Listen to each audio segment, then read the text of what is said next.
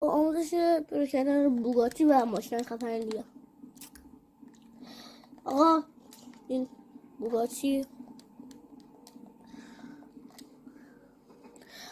بوگاتی حالا من خرابشم کردم تا اینجا رسیدم خراب شد.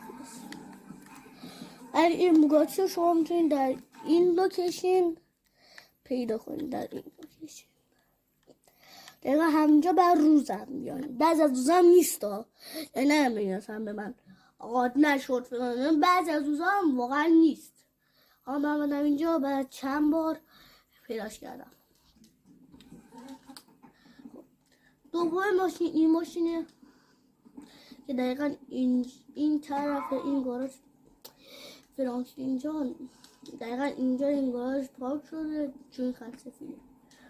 حالا این ماشین نیست ماشین اسپورت بهتون میده. اونجا بوگاتی بهتون میده، اینجا ماشین اسپورت.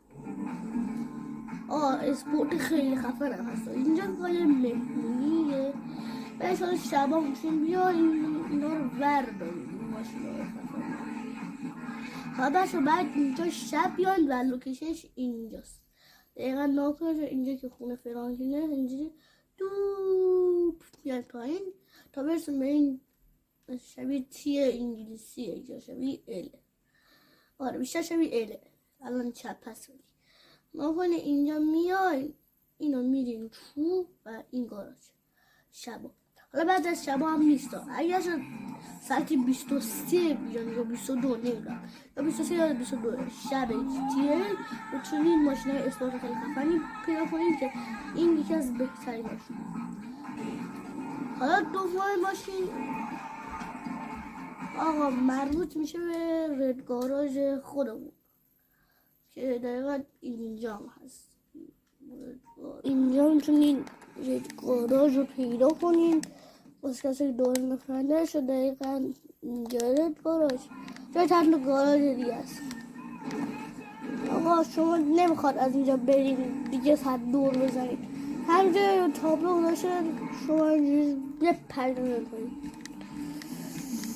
اوکی داشته گفتم همینجور گفتم چون تو رد گاراژ کم پیدا میشه ماشین اسپورت و دقیقا چون همینجا پارک شده و توی ساعت 11 صبح پیدا نمیشه. حالا من لوکیشن اینجا پیدا کنم دیگه شد.